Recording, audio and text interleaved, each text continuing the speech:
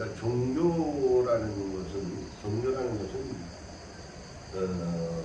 사실 국한된 어떠한 한정되어 있는 정해져 있는 그러한 틀에서 우리가 공부하는 것이 종교가 아닙니다.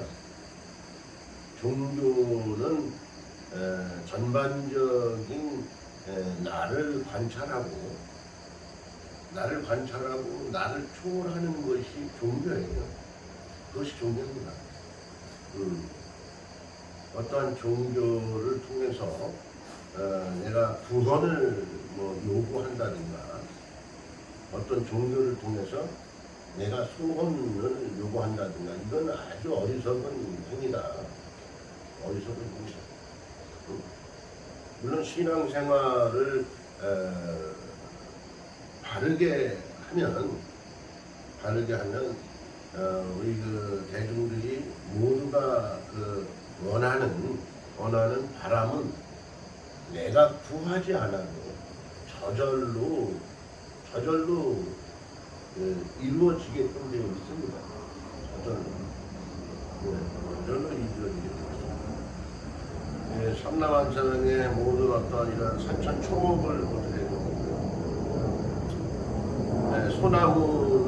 소나무에 맞는 그러한 아름다운 환경들이 조성이 되고 참나무는 참나무에 맞는 아름다운 어떤 현상들이 조성이 되고 그 외에 여러 그 나무들 심지어는 잡초까지도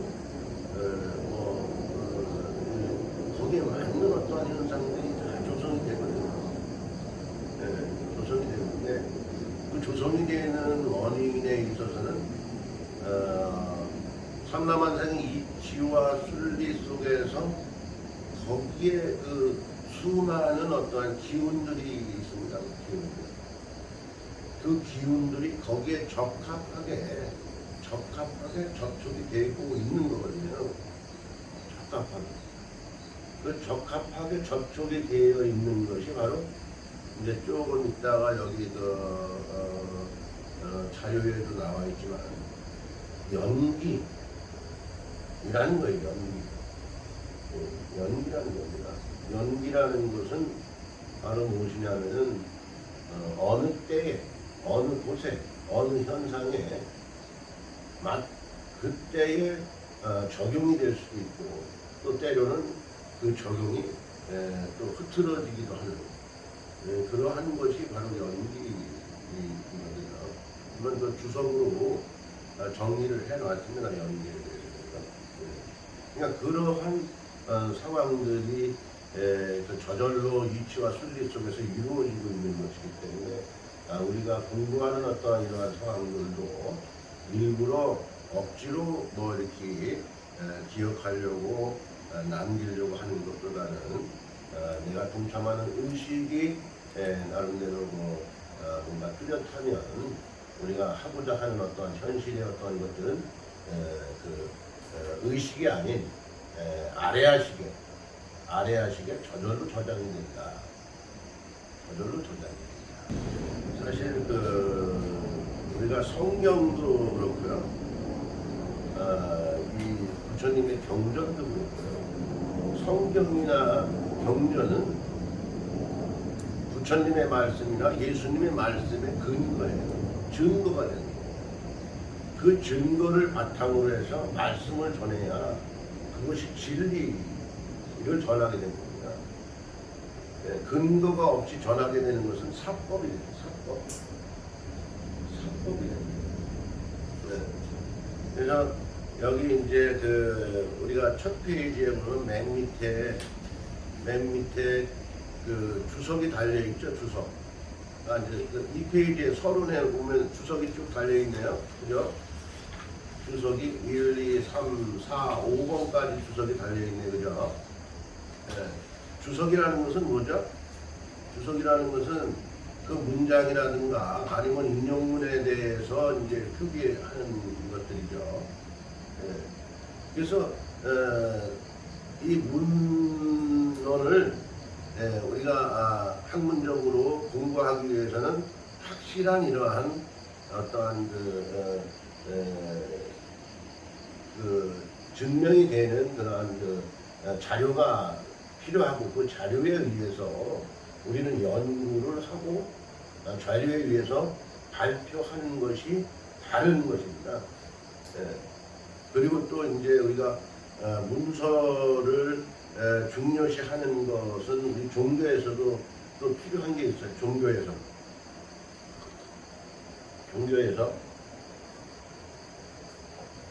종교에서 문서를 필요로 하는 것, 우리 한민족이 보면은 그런 중국을 통해서 우리 한민족은 전례적인 어떤 그런 민속 신앙들이 발달이 됐죠.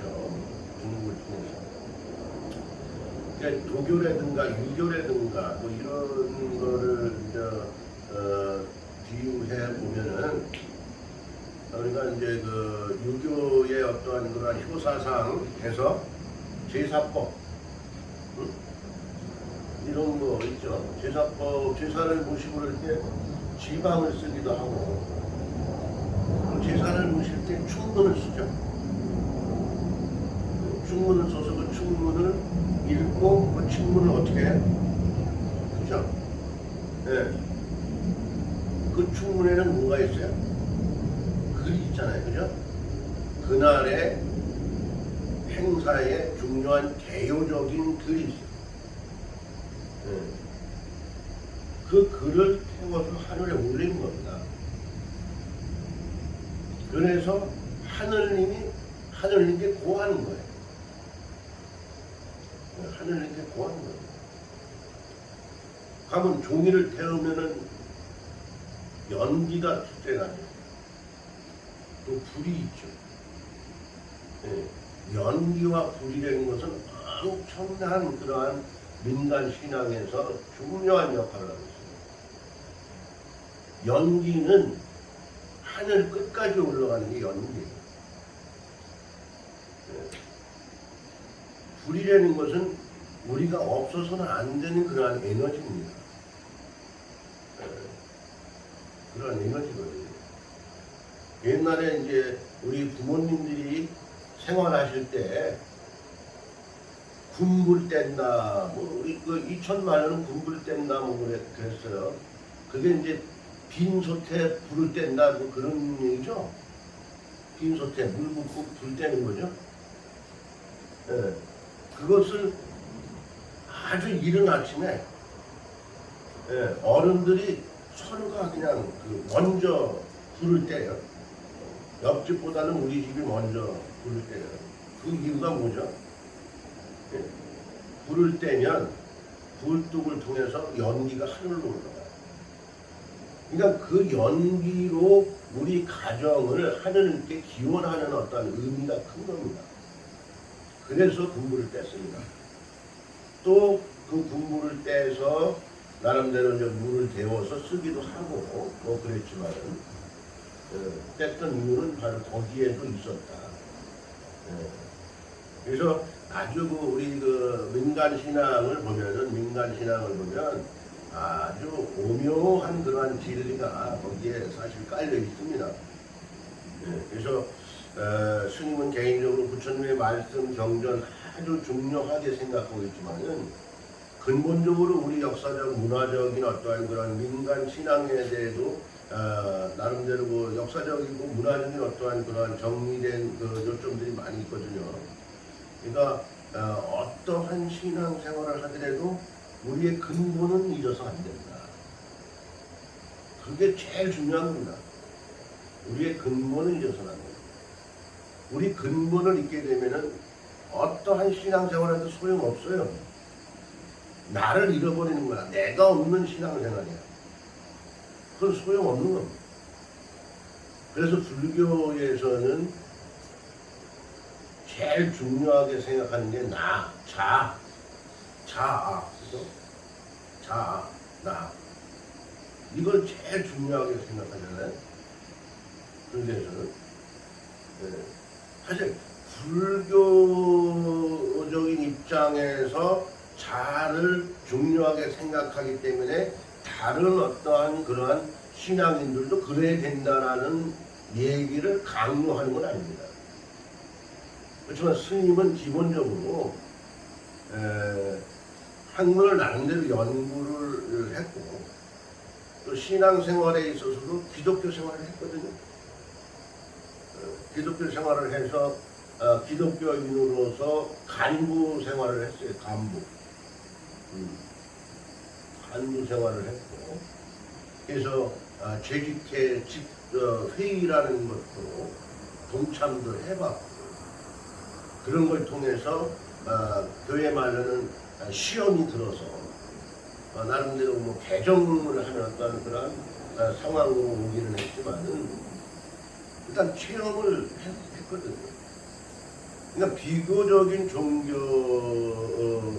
있어서도 우리가 기독교와 불교는 약간은 차이는 있지만 사실 공부하는 마음을 약간 패턴을 바꾸면 내가 하고 있는 신앙생활에 더욱 더 정말 효과적이고 올바른 신앙생활을 할 수 있다. 그것이 바로 마음 챙김입니다. 마음 챙김이에요. 내 마음을 챙겨서 부처님 전에 귀의하고 내 마음을 챙겨서 예수님 전에 귀의해봐요. 예컨대 우리가 보이는 현상, 우리 부모님께 이제 엊그제 추석 한가위였지만은 부모님께 뭐 차례를 모시는 경우도 있을 거고 아니면 부모님이 살아계시면 뭐 직접적인 어떤 효를 하는 어떤 시간도 가졌을 거예요. 그렇지만 부모님께 대하는 그 마음이 부처님이나 예수님께 대하는 마음처럼 내가 마음을 챙기고 대하면 달라지는 거예요. 부모님들 느낌이 달라질 거고 나도 역시 마찬가지고 모시는 나도 달라지고 그렇지만 귀의하는 마음이 떨어지면 힘듭니다. 부모님을 모시는 것도 힘들고 차례를 지내는 것도 힘들고 친구를 만나는 것도 힘들고 벗을 만나는 것도 힘들어. 귀의하는 마음이 없으면. 근데 귀의하는 마음이 있으면 힘들지 않고 오히려 즐겁다. 그럼 같은 일을 하는 데 있어서 어느 일은 힘들기도 하고 어느 일은 즐겁기도 하고 그건 어디에 있어? 그렇죠. 마음에 있어요. 졸고 앉아있어도 다 대답을 해요.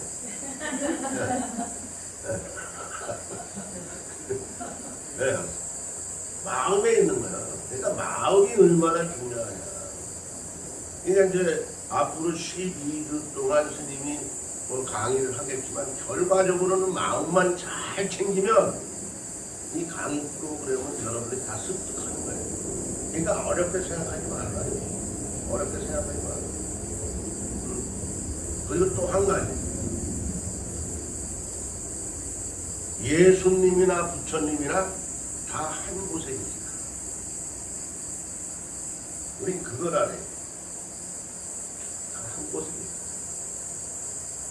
그런데 지난번에도 어느 분한테 내 말씀 들은 기억이 어렴풋이 나는데 기독교인들이 예수님이 가 있는 자리를 제대로 몰라. 제대로 몰라. 예수님이 가 있는 자리가 어디?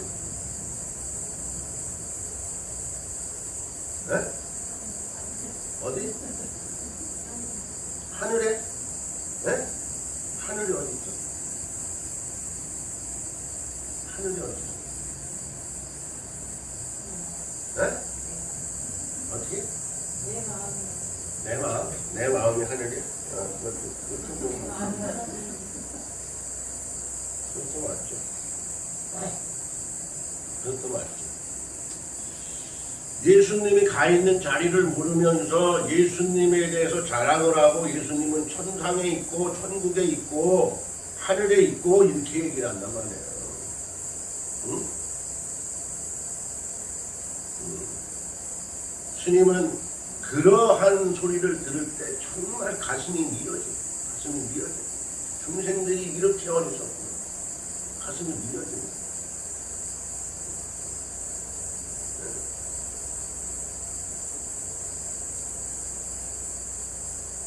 십계도라는 게 있습니다. 그래서 육도윤회라는 것이 있어요. 육도라는 것은 윤회하는 거야. 나고 죽고 죽고 나고 태어나고 죽고 죽고 태어나고 반복되는 삶이 육도 윤회야. 그 윤회를 벗어나는 것이 성문성가고 보살도가 있어요. 그러니까 육도를 따지면은 육도에 뭐가 있냐면 천상이 있어. 교회에서 말하는 천상이 있다니까. 천상 또한 육도 윤회에 있는 거야. 그러니까 하나님이 육도 윤회 천상에 있다는 얘기를 한다니까, 교인이. 그게 잘못된 거예요. 하나님이 죽고 태어나는 곳에 있는 게 아닙니다. 육도 윤회는 천상이 있고 또 인간이 있고 인간 세계가, 그러니까 천상계가 있고 인간 세계가 있고 또 지옥 세계가 있고 축생 세계가 있고 아수라의 세계가 있고 아기의 세계가 있어요. 네, 그 6가지 세계를 다 설명하려면 오늘 하루 종일 해야 되기 때문에 그냥 그렇게만 알고 있어요. 네. 그 6가지 세계는 태어나고 죽고 태어나고 하는 세계예요. 반복되는 세계. 그렇지만 그 세계를 벗어난 것이 바로 성문성각이야. 성인들의 세계가 성문성각이야. 네. 그리고 그 위에가 보살도예요. 보살도. 여러분들 부처님 중에서 여성들에게는 보살 이렇게 얘기하죠. 그게 엄청 대단한 말씀이에요. 감히 보살 소리를 들으려면요. 네. 보살님 그러죠. 정말 보살님 하면 깨달았고 깨달은 중에서도 정말 그 성인 이상 가는 거룩한 분이라는 얘기예요. 지혜가 충만하고 넘친다는 얘기예요. 그리고 당신은 영원히 죽지도 않고 태어나지도 않은 그런 세계에 있다는 얘기거든요. 그 위에가 바로 그렇게 거룩한 세계, 보살계 위에가 바로 부처님이 계시는 세계예요. 거기에 예수님도 계신 거예요. 그걸 알아야 돼, 그걸. 네. 그런 거예요. 그러니까 부처님이나 예수님은요, 우리가 감히 얘기할 수가 없어. 함부로 얘기할 수가 없는 거예요. 우리가 성인만 되더라도, 예? 예, 그 천주교 어느 테레사 수녀인가 무슨 수녀죠? 그 유명하신 수녀 계셨죠? 그 양반이 입적하시고 나서 성인 반년에 오르신 거, 그거 성인에 올리기 위해서 막 카톨릭에서 이러고 막 여러 가지 회의나 의견을 거쳐서 이렇게 한 걸로 알고 있어요. 물론 나름대로 테레사 수녀의 영혼이 성인 반년에 올라갔는지 안 올라갔는지 그거는 보이지 않으니까 모르지만 아무튼 성인으로 당신은 이제 입적함으로써 죽지도 않고 태어나지도 않는 그러한 세계에 있는 거룩한 분이다. 이렇게 올려놓은 거예요. 그러니까 성인도 그렇게 힘드는데 그 위에 보살이 있고 그 위에 부처님이 계시는 세계가 바로 그 세계란 말이에요. 그래서 바로 그 세계에 예수님도 계시다. 그 세계에 예수님도 계시다. 그래서 예수님과 부처님은 영원하다. 변하는 것이 없다. 변하는 것이 없다.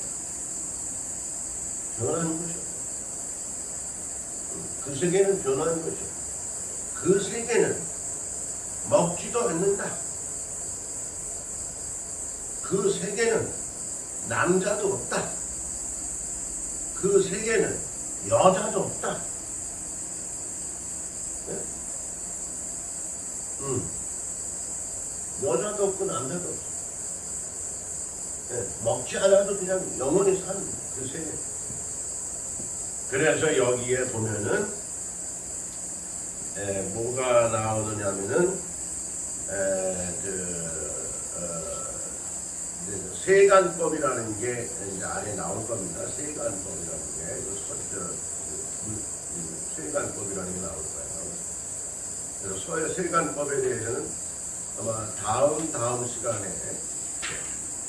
얘기를 하게 될 건데, 그 세간법이라는 것이 기독교에서는 어느 때를 가지고 얘기를 하냐면은, 세간법을 어느 때를 가지고 얘기하냐면은 아담과 이브 시절을 가지고 얘기합니다. 아담과 이브 시절. 아담과 이브 시절. 그래서 아담과 이브가 뭐를 따먹었죠? 선악과를 따먹었죠. 그 무화과 나무라는 거죠. 선악과라고 그러는데 무화과 나무가 쓰였죠. 명확하게는 무화과 나무 열매를 따먹었어요. 그게 이제 무화과 나무를 열매를 따먹음으로 해서 선과 악이 구분이 된 거야. 그걸 먹음으로 해서. 그래서 선악과라고 너 얘기를 하는 거야. 스님이 아는 참 많이 하지. 저희가 먹는 무화과 많아요. 예? 저희가 먹는 무화과. 예, 무화과 나무. 무화과 나무. 예, 그걸 이제 따먹게 되는 거예요. 원래 그거를 보기만 해도 그냥 양식이 되는 거야. 근데 그걸 따먹었어. 그래가지고 따먹음으로 해서 뭐를 느꼈겠어요? 뭐를 느꼈죠? 따먹음으로 해서. 그렇죠. 맛을 느꼈죠. 근데 따먹기 전에는, 내 입에 음식이 들어가기 전에는 맛이라는 것을 알았을까요? 몰랐잖아요. 근데 내 입에 음식이 들어감으로 해서 맛을 알았어. 그러니까 뭐가 생겨? 무슨 력이 생겨? 분별력이 생겨. 분별력.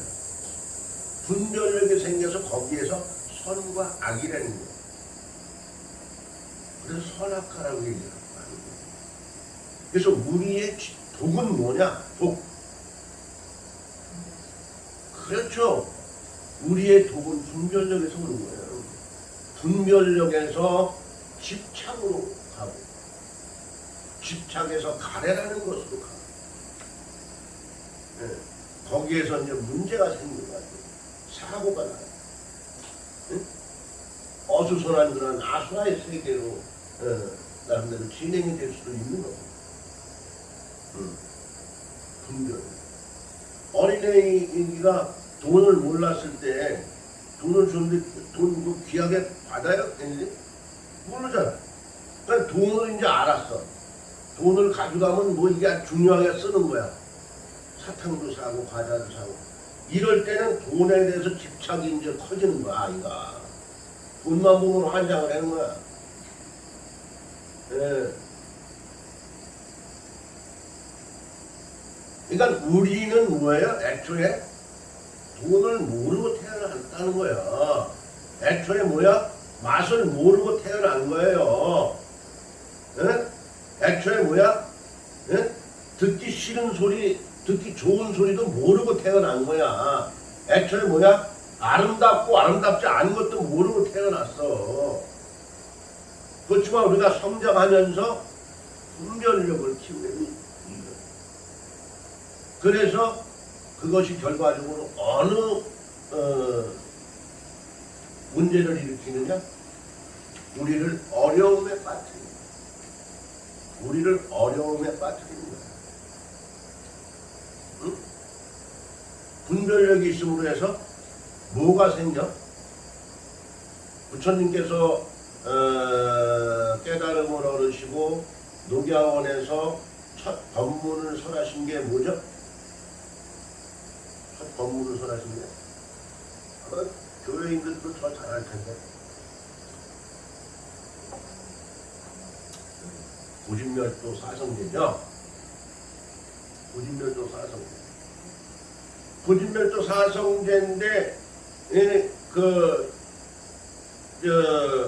나름대로 그것을 고진멸도 사성제를 다른 학자들은 직고멸도가 같지 않느냐. 집착이 있음으로 해서 고통이 생기는 거 아니냐. 왜 뭐가 먼저냐 이렇게 얘기가 하는데 아마 그거는 스님이 생각하기에는 결란이냐 닭이냐, 닭이 먼저냐 결란이 먼저냐 뭐 이런 어떠한 의견으로도 이렇게 정리될 수가 있고, 그것이 뭐 스님은 큰 문제는 아닌 것 같아요. 하지만 집착을 하게 되면서 분별을 하게 되고, 분별을 하게 되면서 고가 일어나. 그래서 우리는 무엇을 안고 살아? 고를 안고 사는 거야. 평생 고를 안고 사는 거야.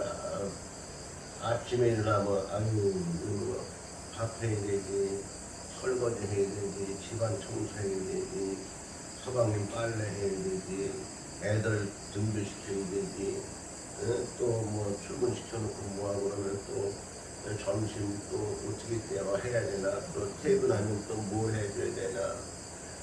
그냥 자꾸만 생각만 하게 되는 거야. 분별만 하게 되는 거야. 그러니까 뭐예요? 행복을 만들어가는 것이 아니라 고를 만들어가는 삶을 살고 있다. 고를 만들어가는 삶을 살고 있다. 우리는 고를 만들어가는 삶을 살고 있다. 또 다른 쪽으로 얘기하면 진도는 안 나가네.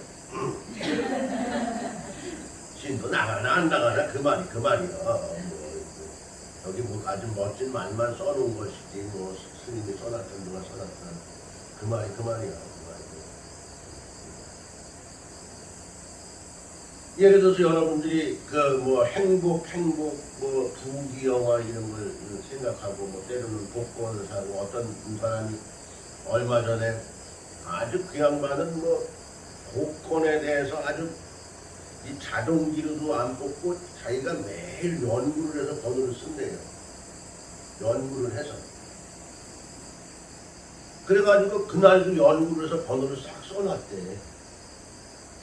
써놨는데 갑자기 몸이 아파가지고 병원에 가게 됐다는 거야. 병원에. 그래가지고 병원에 갔으니까 그 병원에서 그 복권을 못 살 거 아니야. 그 복권 사는 마지막 이게 있을 거 아니야. 뭐 금요일날 마감해야 되는지 토요일날 마감해야 되는지.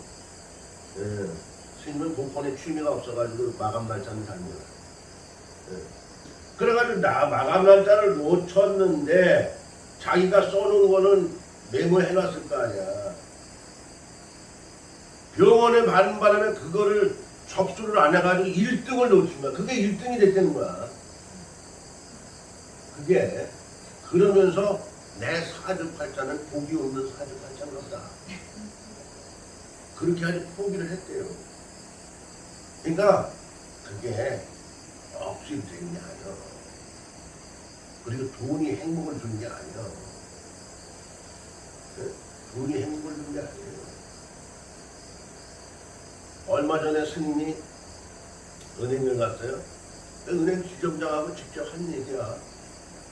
아유 스님, 어느 절에 스님은 돈이 많던데요.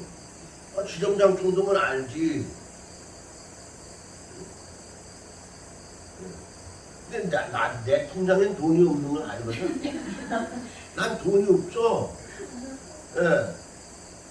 돈이 없어. 근데 나는 씩씩해.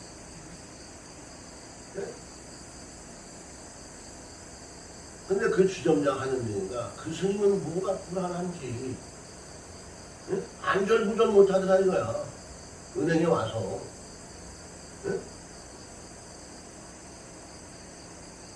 우리는 착각하며 산다.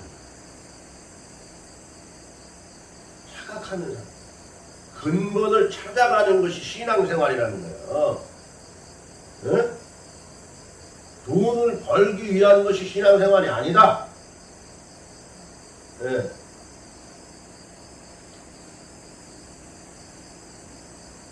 근본을 찾아가는 거죠.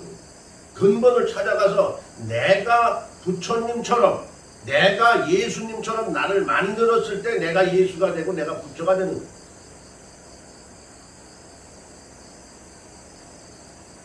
그랬을 때 우리는 거침이 없다. 자신감만 넘친다. 그것이 행복입니다. 첫 번째 이제 이제 지금 46분이니까 이제 다음 시간에 이거 정리한 건 읽기로 하고 얼마나 또 어리석냐. 여자들이 꽃을 좋아하죠. 꽃. 행복. 행운 해가지고 그 행복의 꽃 의미가 뭐예요? 행복의 꽃 의미. 아시는 분, 스님이 커피 한 잔 사준다. 행복의 의미, 행복의 꽃 의미, 꽃말 의미.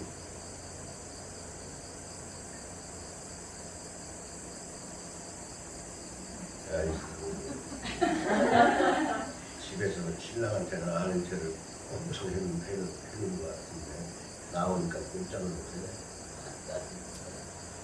크루바잖아, 크루바. 아니 행운과 행복이 있어. 크루바에는 행운과 행복이 있는 거야. 네이크로바는 행운이야. 그잖아. 크로바의 그 꽃말은 원래 행복이야. 응? 아, 스님은 남자인데도 여성들이 남자보다도 몰라? 그런데 우리는 행운을 잡으려고 행복 밭을 집 밟고 다닌단 말이야. 우리의 삶이 그래. 그걸 얘기하고자 하는 거예요. 그깟 놈의 행운을 잡으려고 네이크로바 찾아 돌아다닌단 말이야. 네이크로바를 찾으려면 어떻게?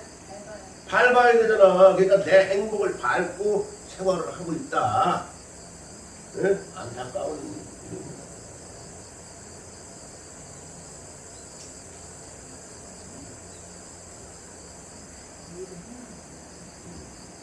맞아요?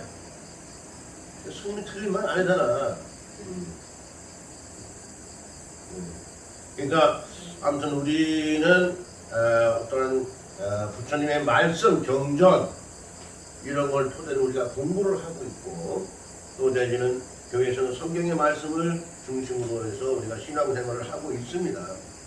그렇지만은 신앙생활 가운데에는 진정한 나를 찾아가는 것들, 그런 것이 바로 올바른 신앙생활이다.